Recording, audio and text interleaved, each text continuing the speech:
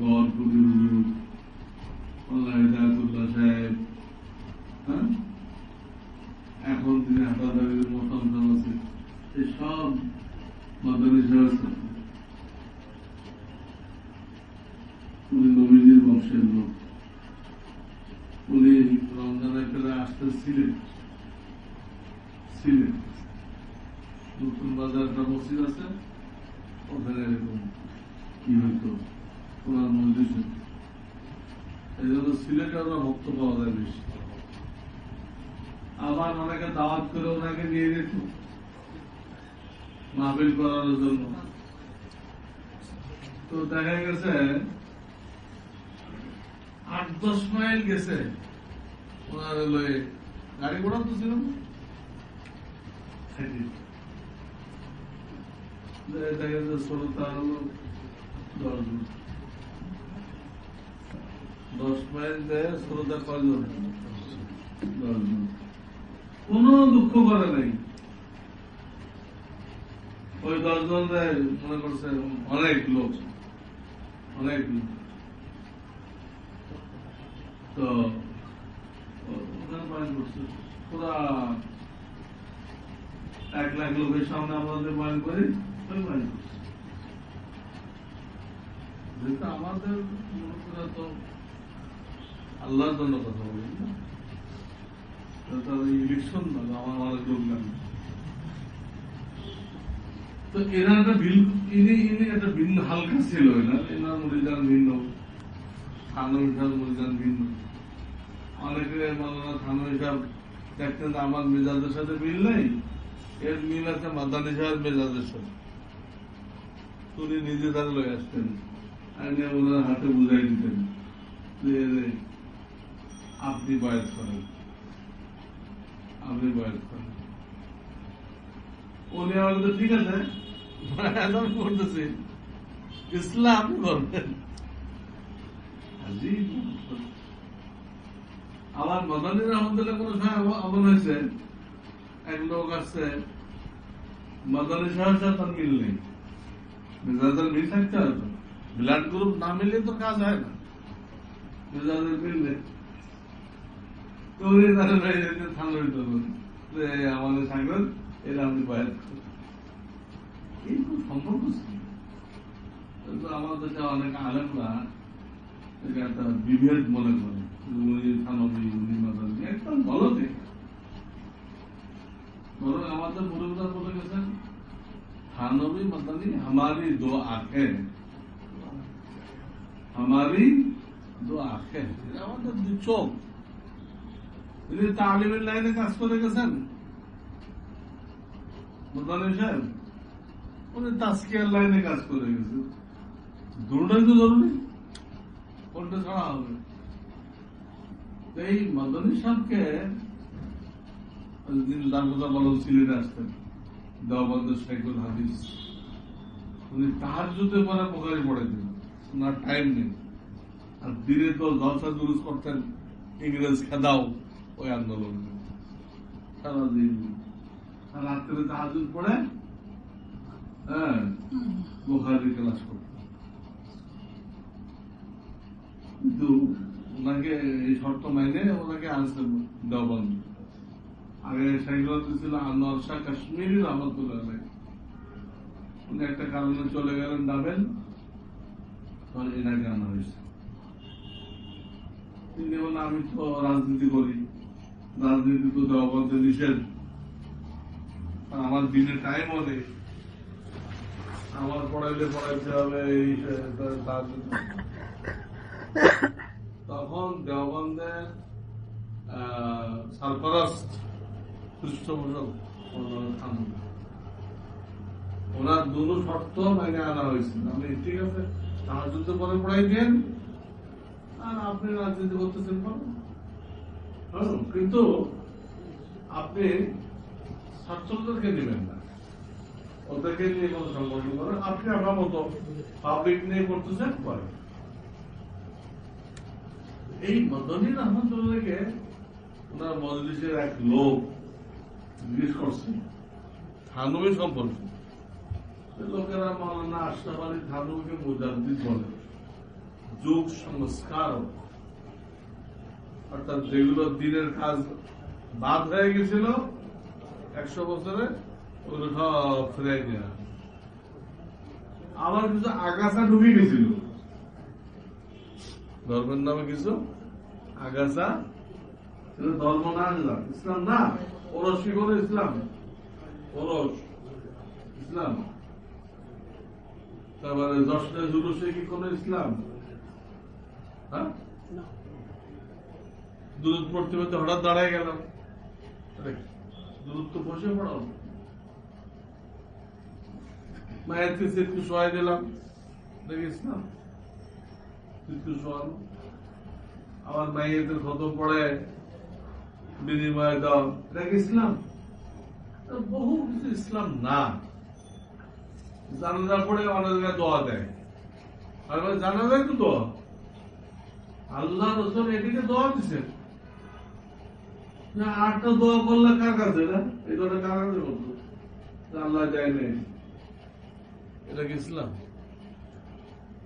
এই টাইপের জিনিসগুলো মুজাদ্দিদরা আউট করে দেয়,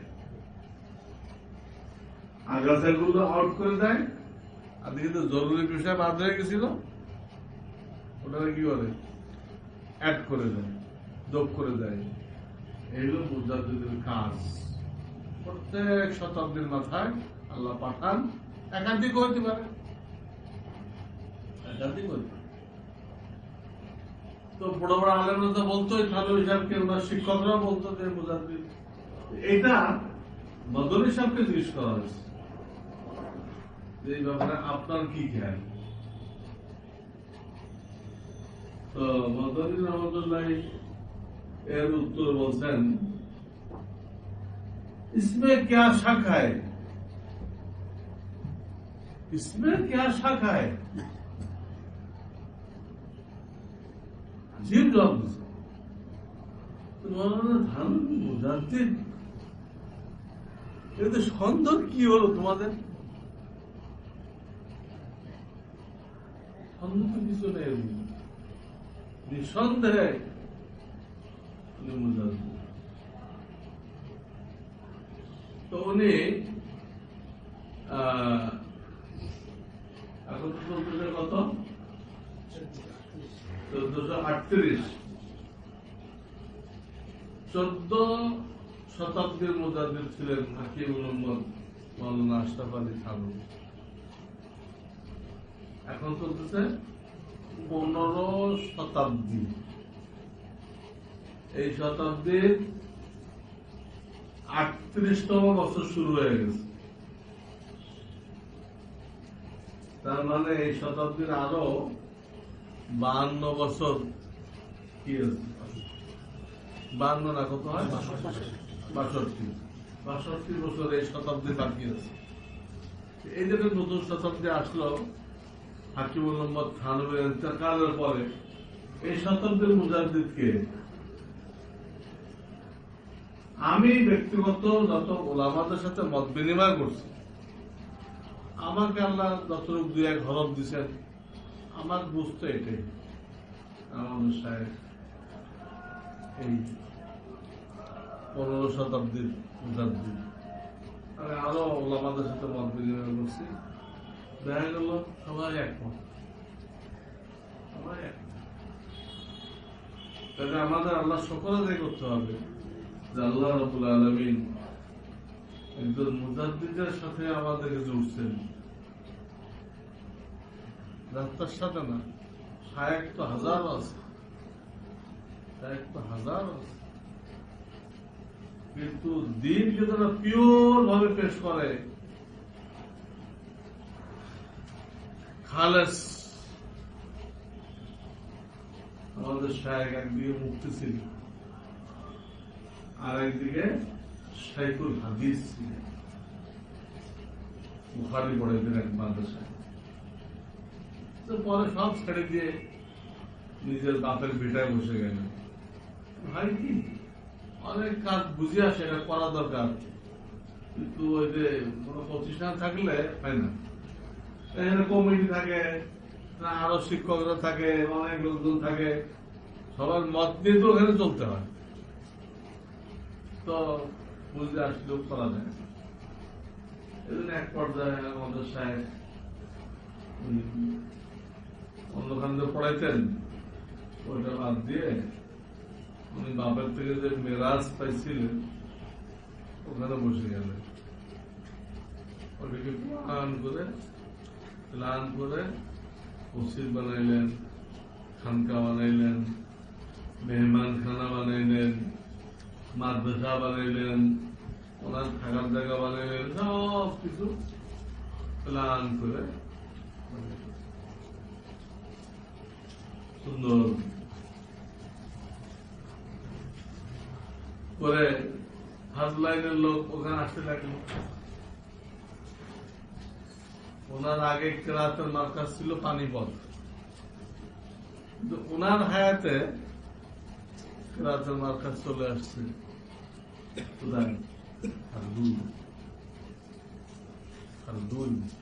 আগে আমাদের দেশে তেলাওয়াত করা হয়তো, এটা অতটা সই ছিল না, অতটা কি ছিল না, উর্দু লেভেলে তেলাওয়াত করা হতো, আলিফ বে সে। পরে হিন্দুস্তানের দুইজন মুরব্বী তারা মহাজনে মক্কি হয়ে গেলেন, দুইজন মুরব্বী, একজন হাজী ইমদাদুল্লাহ মহাজনে মক্কি, আর একজন হল মাওলানা রহমাতুল্লাহ কিরানবী। কিন্তু আন্দোলন করছে, বিশাল আন্দোলন। পরে কিছু মুসলমানের গাদ্দারির কারণে হলো না, মক্কায় চলে গেলেন। তো উনি মক্কা থাকতে লাগলেন। কলকাতাতে একটা মহিলা গেছিল হজ বা ওমরা করতে, তো সে কিন্তু টাকা নিয়ে গেছিল, আমি এই পাবো, এখানে একটা মুসাফির খানা, হাজিদের জন্য মুসাফির খানা বানিয়ে দেবো। পরে ওনার খেয়াল হলো যে আমার দেশের বড় আলেম তো এখানে আছে, তার সাথে বোঝা উচিত আমার। ওই মহিলার নাম সওলাতুন্নিসা। পরে উনি রহমাতুল্লাহ কিরানবী সাহেবের কাছে গেলেন, শুধু আমার এই খেয়াল, আপনি কি বলেন?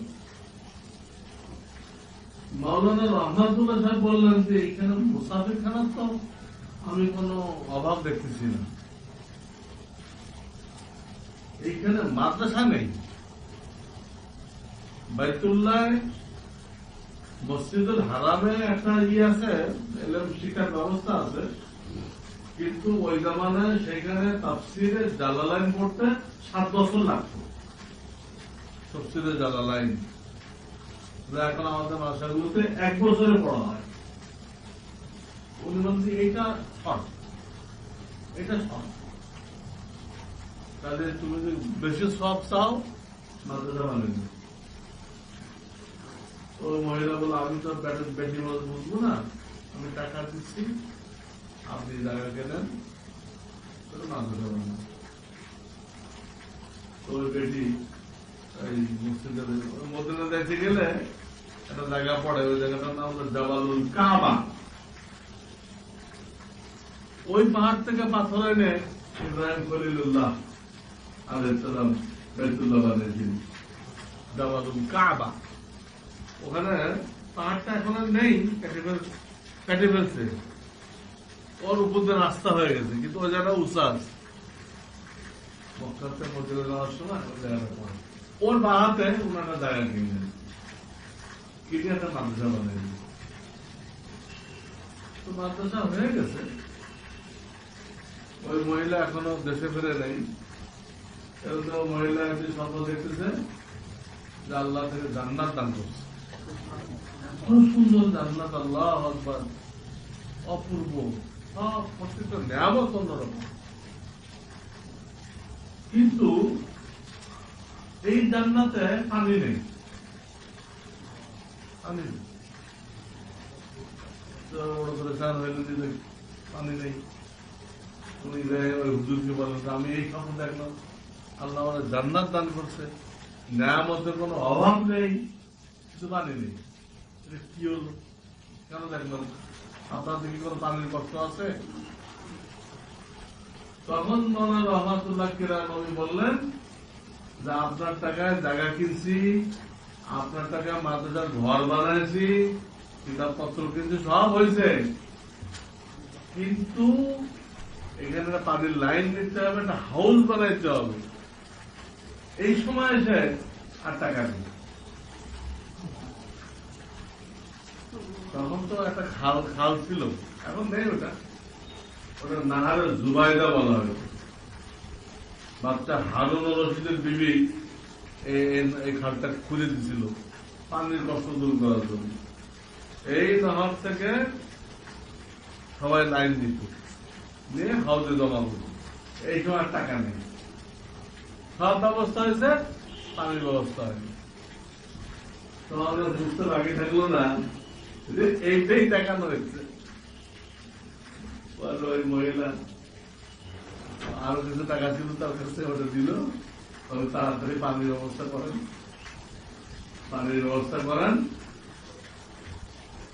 তো উনি পানির ব্যবস্থা করলেন, মাদ্রাসা একদম কমপ্লিট হয়ে গেল। ওই মহিলার নামে দেওয়া হলো মাদ্রাসায় সওলাতুন্নিসা।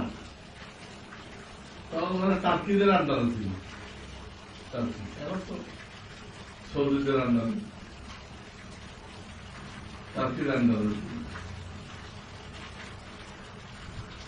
ওই দেশে ওই মাদ্রাসার বৈশিষ্ট্য হলো যে ছেলেটা যে দেশের থেকে যায়, ওই দেশে যে মাযহাব আছে ওই ছেলেকে ওই মাযহাব পড়ায়, যে দেশে এসে কাজ করতে অসুবিধা না হয়। আর হুকুমত যতগুলো মাদ্রাসা করছে সবগুলো মান না মান মায়েরা মেহমান, জবরদস্তি হাম্বলি পড়ায়। এই ছেলেটা কোন দেশে আসছে, এর মাযহাব কি দরকার নেই, হুকুমত হাম্বলি, হাম্বলি হয়ে গেল। সরকারে মক্কায় করছে উম্মুল কুরা, মদিনায় তো করছে দুটা, জামিয়া ইসলামিয়া আর জামিয়া তৈয়বা, তারপরে রিয়াদ একটা করছে। এই মাদ্রাসা ঠিক, এই মাদ্রাসার জায়গায় এখন কাবা শরীফের বিদ্যুৎ চলে আসছে, এই জন্য সরকার একবার করে ফেলছে, করে ওদেরকে টাকা দিয়ে দিচ্ছে। ওরা এখন ওই দক্ষিণ দিকে, বাইতুল্লাহ থেকে দক্ষিণ দিকে একটা মার্কেট আছে নাক্কাসা, নাক্কাসা, ওরা ওইখানে জায়গা কিনছে, কিনে ওখানে ঘর ঘর করে এই মাদ্রাসা চালাই দিচ্ছে। এটা কায়েম হয়, দেওবন্দ কায়েম হওয়ার 6 বছর পরে। আমাদের কিছু মুরব্বীদের দারুল উলুম দেওবন্দ কায়েম করলো 6 বছর পরে মক্কাতে। এই আল্লাহর জমিনে মক্কার পয়লা মাদ্রাসা এটা, ইন্ডিয়ান বুজুর্গ দিয়ে আল্লাহ করে দিয়েছে, এক মহিলার টাকা। রহমাতুল্লাহ কিরানবী আমার চলতো হাজী ইমদাদুল্লাহ মহাজারের মক্কির পরামর্শে, ওনার দোয়া, ওনার পরামর্শে উনি চলতেন। মাদ্রাসা হয়ে গেল, মাদ্রাসা হয়ে গেলে মক্কার সব আলেমদেরকে দাওয়াত দেওয়া হলো, দিলে 3টা কিতাবে সবক দেওয়া হলো পয়লা দিন। হাজী ইমদাদুল্লাহ মহাজারে মক্কি উনি সবক দিলেন মসনবী শরীফে, আল্লাহকে পাওয়ার কি রাস্তা। হাজী ইমদাদুল্লাহ মহাজারে মক্কি সবক দিলেন কিসে, মসনবী শরীফে। আর মাওলানা রহমাতুল্লাহ কিরানবী উনি দেশও সাইগুলা দিচ্ছিলেন, বুখারী পড়েছেন, উনি ওখানে বুখারীর সবক দিলেন। আর উনি একজন মিশরি কারি রাখলেন, মিশরি কারি ইব্রাহিম বিন কি পড়াটা মনে নেই, কারি ইব্রাহিম এটা রাখলেন। উনি কোরআন শরীফের সবক দিলেন। এই 3 বুজুর্গ, একজন কোরআনের সবক দিল, আরেকজন বুখারীর সবক দিল, আরেকজন মুসলিম শরীফের সবক দিল। এই মাদ্রাসা স্টার্ট হয়ে গেল। এই হলো মাদ্রাসায় সওলাতুন্নিসা। এই মাদ্রাসার পরে কি ফায়দা হলো? ফায়দা এই হলো, যেহেতু এই মাদ্রাসার পরিচালক হিন্দুস্তানের, ওনার পরিচয়ের কারণে হিন্দুস্তান থেকে অসংখ্য লোক গেল, তার আগে উর্দুতে কেরাত পড়তো, উর্দুতে মানে দেখা করে আর কি কেরাত পড়তো, চেনা পরিচয় না হলে হয় না। তখন আমি খুলনার লোক, আমার দেখে অনেকে সাহস করে আসে, খুলনার লোক আছে, এটা একটা রাস্তা হবে। কিন্তু আমি যখন লালবাগ ঢুকছি তখন কোন ওই এলাকার কোন লোক ছিল না, আসতো না। আমার আগের তো একদিন ছিল এখানে গেলে নিশ্চিত ফেল, আর কোন রাস্তা নেই। আল্লাহ আমার সাহস করে আনাইছিল। উনি হওয়ার কারণে হিন্দুস্তান থেকে প্রচুর লোক যায় কেরাত শিখছে। তার একজন কি ছিল সাহারানপুর থেকে, ওই মাদ্রাসায় কেরাত শিখতে, ওই মাদ্রাসায় কেরাত শিখতে উনি ওইখান থেকে সনদ নিয়ে আসছেন। সেই লোকটার কাছে সরাসরি আমাদের শায়েখ হযরত মাওলানা শাহ আবরারুল হক সাহারানপুরতে যিনি গেছিলেন তার কাছে কেরাত শিখছেন। কেরাত শিক্ষা করার দরুন এখন ওনার কেরাত এরকম হয়ে গেছে যে পুরা হিন্দুস্তানে ওই সাহারানপুর আর আমাদের শায়েখ, এই দুইজনের কেরাত হলো পুরা মারুফ। আর বাকি যত বড় যাই হোক, মুফতি আজম হোক যাই হোক, তার পড়ার ভিতরে মাজহুল আছে, কি আছে। হযরত যেহেতু এই কেরাতটা শিখছিলেন ওই মাদ্রাসায় সহলাতিয়ার থেকে যে পড়ে আসছে তার কাছে, আমাদের সহলাতিয়া জান নাই, সহলাতিতে পড়ে আছে তার কাছে পড়ছে। এই জন্য উনি ওনার ওই বাপের ভিটাতে কেরাতের একটা ভালো ইন্তজাম করলেন। পুরা ভারতের বিভিন্ন জায়গা থেকে, আমি ভারত কেন, আমার সামনে সৌদি আরব থেকে মেহমান আছে, আমার সামনে লন্ডন থেকে মেহমান আছে, এসে ওই কেরাত শিখছে। আমরা কয়েক সফরে, আমার তো ধরেন 90 থেকে 2001 পর্যন্ত প্রায় লাগাতার যাওয়া হয়েছে, কোন বছর বাদ দেখে না, আল্লাহ মেহরবানি। তারপরে আলিবাগ তালসা থেকে পুরা নুরানি কায়দা পড়ছি, তারপরে আমপাড়া পড়ছি, তারা আমপাড়া পড়ার পরে 29 পারা 28 পারা পড়ছি, হাত দুইতে 3 পারা শোনাচ্ছি। আল্লাহ খাস মিল।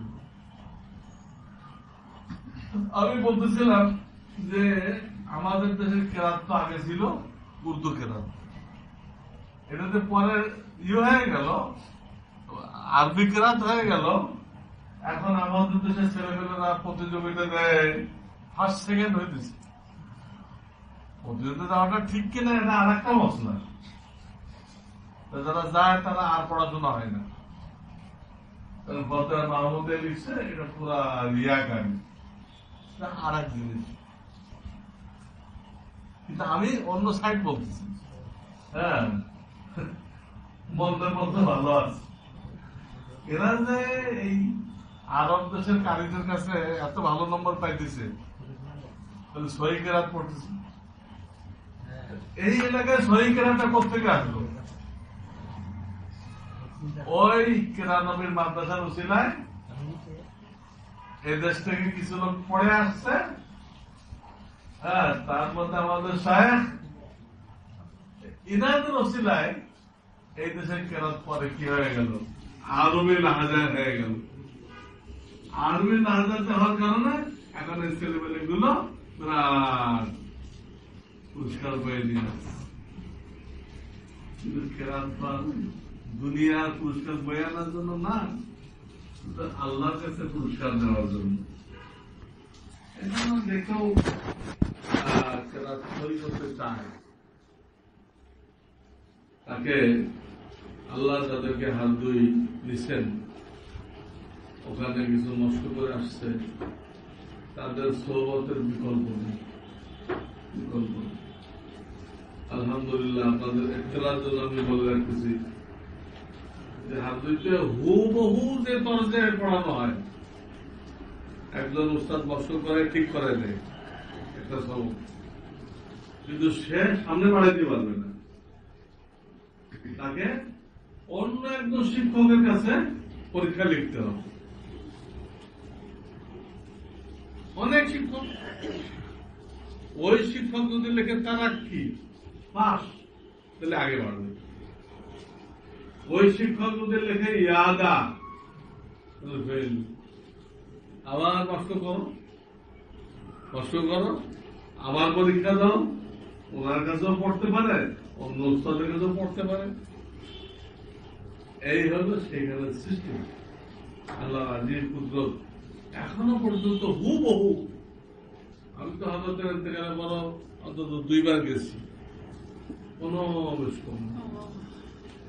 ওনার খোলাপাড়া, ওনার যিনি জানিসীন, হযরতের জায়গায় তিনি হযরতেরই একজন খলিফা, হযরতের জামাতা হাকিম কালিমুল্লাহ সাহেব, ওনারা আলহামদুলিল্লাহ ওই জিনিসটাকে ওইভাবে ধরে রাখছে।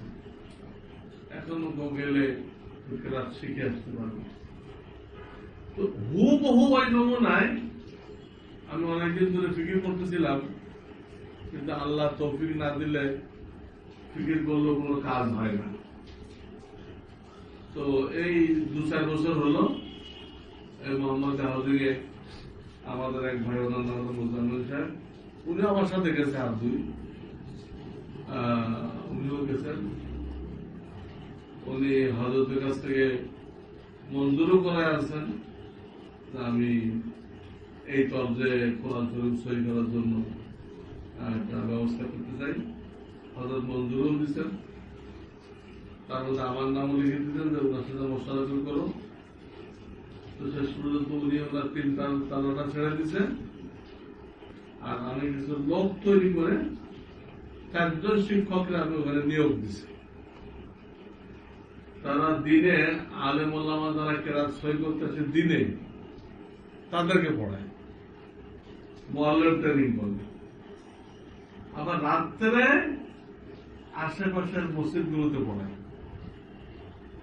ওই এলাকার কোন মসজিদ আলহামদুলিল্লাহ কোন মসজিদ বাকি। এখন আমাদের বোলার সাহেবের মসজিদে একজনের পড়াই দিচ্ছিলেন, কালি কালাম থেকে কোরআন শরীফ লিখে। আর একজনে ওই যে কৃষি মার্কেট বা 5 সাথে বাইতুল ফেরদাউস আমাদের আব্দুল রাজ্জাক সাহেবের মসজিদ, ওখানে আর একজন পড়াই দিচ্ছে। আর একজন পড়াই দিচ্ছে ওই কুবা মসজিদ, আমার মোল্লা রেজওয়ান যে মসজিদের খতিব, ওখানে একজন পড়াই দিচ্ছে। এদের কাজই রাত্রে আপনাদের মতো লোকজনকে পড়ানো, বিভিন্ন মসজিদে দেয়, দিনে মুআল্লিমদেরকে পড়ানো। দিনে আপনাদেরকেও পড়াবে, সময় বের করতে পারেন 1 ঘন্টা চলে যান, ও 1 ঘন্টা পড়াবে।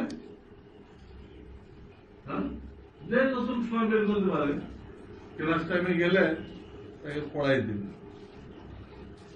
যে যতটুকু সময় দেন ওইটুকুর মধ্যে তাকে কিছু না কিছু আগাই দিন। তো আলহামদুলিল্লাহ এখানে পড়লে আপনি ওই সেই সওলাতের কেরাতের জেলা হবে, যে কেরাতকে বলে মারুফ। আর আমভাবে আমার দেশে যেটা হয় এটা হয়ে যায় মাজহুল। মাজহুল মানে যেগুলো কিছুটা পুরা না, কিছুটা একা হবে, রসিকার হইতে যে কিছুটা একা। পেজগুলো হইতে হবে রসুকার, কিছুটা ওকার হইতেছে, আমরা ধরতে পারি না। আমাদের শায়েখ এরা বলতেন পেশের উচ্চারণ টুর মতো করো, টোর মতো করো, জেরের উচ্চারণ লিফটের মতো করো, লেফটের মতো করো। এবং ভালো দুঃখ করতেন যে ইংরেজরা চলে গেছে কত বছর হলো, 70 বছর হলো। এত বছরে তোমরা তাদের তালিমকে নষ্ট করো নাই, ওরা টু শিখাই গেছে, টুই কইতে আছো তোমরা, লিফটই করতেছ। কিন্তু নবীজি সাল্লাল্লাহু আলাইহি ওয়াসাল্লামকে তোমরা শিখাই দিয়েছে, এটাকে তোমরা হুবহু ওইরকম ধরে রাখতে পারো না। আলহামদু পড়ো, লিল্লাহে পড়ো। আমার বলার উদ্দেশ্য হলো যে আপনারা এই কথা যদি জেনে থাকে যে আল্লাহ তাআলা আমাদের জন্য সুযোগ রাখছেন। আমরা যে যখন সময় দিতে পারি, আমরা ওই হাত দুই রেয়ে শিখলে যা হবে, এটা আল্লাহ বাংলাদেশেও করে দিবে। জেনে থাকলে হয় কি, ছুটি ছাড়া থাকে, ওদের কাজ হালকা থাকে, সময় বের করা কি হয়। আপনি যান, আমার বিল্ডিং এর 3 তলায়, কোবা মসজিদের 2-3টা বাড়ি পরে একদম কোনার যে বাড়িটা বা হাতে, ওই বাড়িটা 3 তলায়। আল্লাহর কালাম এমন একটা জিনিস যে সারা জীবন তার হক এই যেকে আরো উন্নত করতে চেষ্টা করো, আরো উন্নত করতে চেষ্টা করো, আরো সুন্দর করতে চেষ্টা করো। এই কথাটা আমাদের শায়েখ এইভাবে বলতেন, হ্যাঁ, যে তোমরা চাও আমারা নান বড়িয়া, বড়িয়া মানে সুন্দর, नान बढ़िया, नान बोलते ना रोटी, पान बढ़िया, मकान बढ़िया, दुकान बढ़िया और कुरान घटिया। हाँ उन्नत माने साही, কিন্তু কোরআনটা কি হয়ে গেছে কোন রকম কোরআনের হক জিন্দেগির শেষ মুহূর্ত পর্যন্ত যদি একটু আগাই নেওয়া যায়, আল্লাহর কালামকে একটু সুন্দর করা যায়, এর ব্যবস্থা পাওয়া যায়, করতে হবে। মুসলমানদের তো ভিত্তি কোরআন, মুসলমানদের ভিত্তি তো কোরআন। কোরআন যতদিন তার সেনা থাকবে, কোন কাফের তাদেরকে মেটাইতে পারবে না। এই জন্য কাফেররা যেখানে ক্ষমতা পাইছে, কোরআনের তালিমকে বন্ধ করছে। মুসলিম বন্ধ করে নামাজ পড়ো, উল্টা পাল্টা কেরাত দিয়ে নামাজ পড়ো। যেখানে ক্ষমতা পাইছে, কোরআনের তালিমকে বন্ধ করছে। রাশিয়া দেখেন, মাদ্রাসা বন্ধ করেছে। স্পেন দেখেন, আন্দালুস, কোরআনের তালিম বন্ধ করেছে। ভারতবর্ষ দেখেন, ক্ষমতা পেয়েছে, মাদ্রাসা বন্ধ করেছে। ওরা পর্যন্ত ক্যালকুলেশন করছে এই জিনিসটা জারি থাকলে এই জাতিকে গোলাম বানানো সম্ভব না। এই জন্য আমি একটা ঠিকানা আপনাদেরকে দিলাম, যে ঠিকানা দেওয়ার জন্য এর পুরা ইতিহাস আমি ঘোরাতে পারলাম।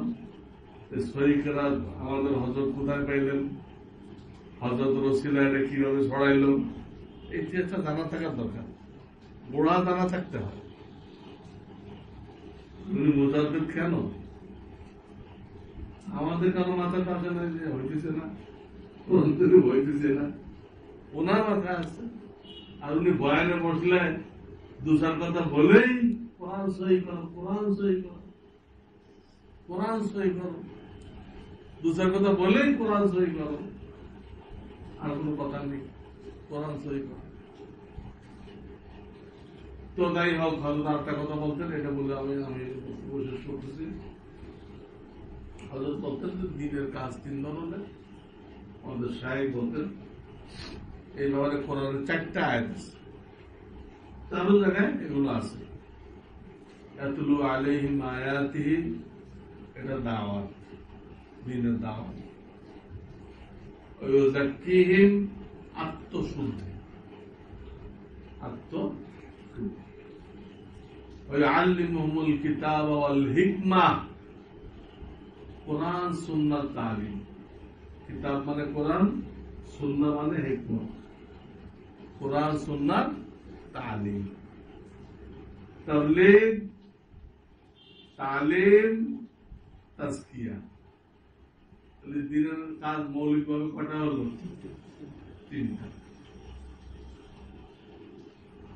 এই 3টা কাজ আমাদের করতে হবে। দাওয়াতের কাজ করতে হবে। অনেকে ভুল বুঝে, তারা বলে যে কাকরাইল থেকে না আসলে কোনো দাওয়াত হবে না। নিঃসন্দেহে কাকরালিটা দাওয়াত, কোনো সন্দেহ নেই। কারণ তারা সুন্দর শেখাই দিচ্ছে, মানুষ অনেক ফায়দা হচ্ছে। কিন্তু দিন তো উল্টা করলে হবে না, দিনকে বিগড়ে দিতে হবে না, যখন সীমিত করে দেওয়া হয়। এটা শুরু হয়েছে ইলিয়াস রহমতুল্লাহ থেকে, তার আগের লোকেরা কি দাওয়াত দেয় নাই? তাদেরকে কি বলবে? যার বই আপনারা পড়তেছেন তবলিগে কিতাব, কিন্তু কোনকে চিল্লা দেয়নি। হ্যাঁ, ওনার কাছে লোকজন আসছে, দেখা সাক্ষাৎ হয়েছে, তাদেরকে দাওয়াত দিয়েছেন উনি, চিল্লা তো উনি দেন নাই। কিন্তু ভালো যেহেতু উনি দিলেন না কেন? ওনার বই ছাড়া তো তবলিগের কোনো তালিম হবে না। কুতুবুল আলম জাকারিয়া রাহমাতুল্লাহ, সেটাও তবলিগ, ওটাও করেন, নিষেধ নেই। আর ওটা তো সময় পান বা না পান, আপনি যে কথাগুলো জানেন, আপনি আমি জানি, ভাইদের কাছে বলতে থাকেন, যে কাজে আসুক বলতে থাকেন। 1 মিনিট নেই তার কাছে, ভাই আপনার কাজটা তো করে দিলাম, আমাকে একটা মিনিট দেন, কে মানা করবে? আপনি একটা সুন্দর শুনেন। এইভাবে দাওয়াতের কাজ করতে হবে, হ্যাঁ, তালিম দিতে হবে। আবার আল্লাহ ওয়ালাদের মজলিসে বসে অন্তরের রোগগুলো দূর করতে হবে। এটা আর কোন মেডিসিন, আর কোন মেডিসিন নেই। আমাদের লোকেরা মনে করে আল্লাহ আমাদের তাবিজ দেওয়ার জন্য, কখনো তাবিজ দেওয়ার জন্য আল্লাহ কেউ মনে করেন হাতে হাত দিয়ে বয়াত হইলাম, আমার বেড়া পার হয়ে গেল। হাতে হাত দিয়ে বয়াত হওয়া মুস্তাহাব, কিন্তু এখন যেহেতু মানুষের আকিদা নষ্ট হয়ে গেছে, হাতে হাত দিলে সে জান্নাতি মনে করে। আমরা তো হাতে হাত দেওয়া উঠে দিচ্ছি একদম, এটা নিয়ে বাড়াবাড়ি করার ধরুন, হাতে হাত নেই, এমনি মুসলমান করে হাতে হাত দিয়ে বয়াত করি না। ইসলাহী সম্পর্কের জন্য চিঠি লেখো, চিঠি লেখো যে আমার সাথে তোমার ব্লাড গ্রুপ মেলে, মনের আকর্ষণ হয়, এটি হলো ব্লাড গ্রুপ। তুমি লেখো যে আমি আপনার সাথে ইসলাহী সম্পর্ক রাখতে চাই, অনুমতি দিবে। আমি তো তোমাকে গ্রহণ করলো, হ্যাঁ তোমাকে ইজাজত দেওয়া হলো, তুমি এই দুটো কিতাব পড়ো, কাজুস সাবিল পড়ো, আর তবলিগের দিন থেকে অন্তরগুলো পড়ো। অন্তরের 10টা রোগ তবলিগের দিন কিতাব এবং গাজালি খুব সুন্দর বুঝাই বলছে, এটাও পড়লে আয়নার মতো বুঝে আসে। এগুলো কিতাব পড়ে তুমি আমাকে জানাও, জানালে কি করতে হবে আমি বলে দিই। এখন সব চিঠিপত্র বেরোবে, এটাই ব্যাপার, আর কোন ব্যাপার। তো সার কথা হলো, এই চারু আয়াতের সারমর্ম এই যে আমাদের তিনটা কাজের সাথে লেগে থাকতে হবে। তিনটাই নবীদের মেরাজ, ওলামারা তো আদেশ, তিনটা রয়ে গেছে, দাওয়াত, তালিম, তাসকিয়া। কোন এক সাইড আল্লাহর জন্য জায়েজ নেই এই কথা বলা, আমরাই তিনের খেদমত করছি, বলা যায় না। সবগুলো মিলে দিন। যেমন এই বিল্ডিংটা খাড়া হয়েছে, এখানে উস্তাকার রাখছে, এখানে রড মিস্ত্রি রাখছে, এখানে গ্রিল মিস্ত্রি রাখছে, এখানে ইলেকট্রিক্যাল মিস্ত্রি লাগছে, এখানে রং মিস্ত্রি লাগছে, হ্যাঁ, এখানে স্যানিটারি মিস্ত্রি লাগছে। এই সব মিস্ত্রি মিলে এই বিল্ডিংটা খাড়াইছে। কোন একটা মিস্ত্রি যদি বলে যে এই বিল্ডিংটা আমি দাঁড় করাইছি, তো তার কথাটা সই না। হ্যাঁ, তোমারও ভূমিকা আছে, তোমারও ভূমিকা আছে, কিন্তু একা করো নাই। ঠিক এই 3 লাইনে যারা কাজ করতেছে, এদের আপোষে খুব জোর দিয়ে থাকতে হবে, একজন আরেকজনকে বন্ধু মনে করবে, কিন্তু কোনো দাবি করবে না আমি একাই দিন কাজ করে ফেলছি। না, তুমি একটা সাইড করছো। আল্লাহ তাআলা আমাদের সবাইকে এই তিন কাজের সাথে জড়িয়ে থাকার তৌফিক দান করেন। আর এটা তখনই আসান হবে যখন আমরা আল্লাহ সোহবত উঠেন। সোহবত এটা আরবি শব্দ, অনেকে বললেন এবার কি জিনিস। তাদের মজলিসে বসা, তাদের সাথে মহব্বত রাখা, এটার নাম সোহবত। আমি বলে থাকি সাহাবায়ে কেরামের কত গুণ, কোন গুণটা নেই যে সাহাবায়ে কেরামের নেই। পূর্ণ মানুষ, স্বর্ণ মানুষ তারা, কিন্তু তাদের কোন গুণ দিয়ে নামকরণ করা হয় নাই। ওই যে নবীজির সোহবতে পড়ছে, ওইটা দিয়ে নামকরণ করা হয়েছে। এক বছর হলো সাহাবী আর বহু বছর হলো সাহাবা। প্রত্যেকে সোহবত থেকে। সোহবত কি? এই যে আমরা এখন বসে আছি, এটা সোহবত। এইটার দ্বারা আমাদের দিনের পরিবর্তন আসবে। নবীজি থেকে কিয়ামত পর্যন্ত দিন আসার এইটা মূল রাস্তা। এটা ছাড়া আগে বাড়া যাবে না, তবে পড়ে যাবে, ছাদ পড়ে যাবে, ফাউন্ডেশন নেই। এটা দিয়ে বাড়তে হবে। আল্লাহ আমাদেরকে তৌফিক দান করেন। আমরা যেন মৃত্যু পর্যন্ত আল্লাহ আমাদের সোহবতে বসতে পারি এবং সবসময় যেন মাথার উপরে কাউকে না কাউকে রাখি।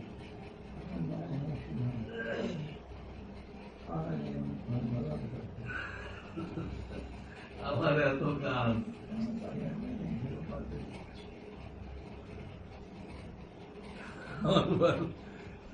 শুরু হয়েছে আজকের মতো আর কি।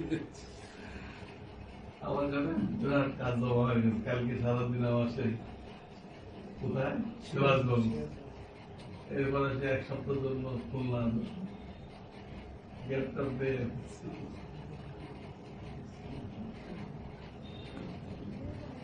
আখিরু দাওয়ানা আলহামদুলিল্লাহি রাব্বিল আলামিন। আপনাদের কাছে দোয়া করছি আল্লাহ আমাকে, তো আছে অনেক মেহমান আছে আমার, হ্যাঁ, ডায়াবেটিসের মেহমান আছে, হাই প্রেশারের মেহমান আছে। এই সব মেহমান নিয়ে আমি পড়াইতে আসছি, হ্যাঁ, লেখালেখি করতেছি, আবার আপনাদেরকে মধ্যে হাজির হইতেছি। তো আল্লাহ জন্য ওটা জারি রাখেন, জারি রাখেন, এটার জন্য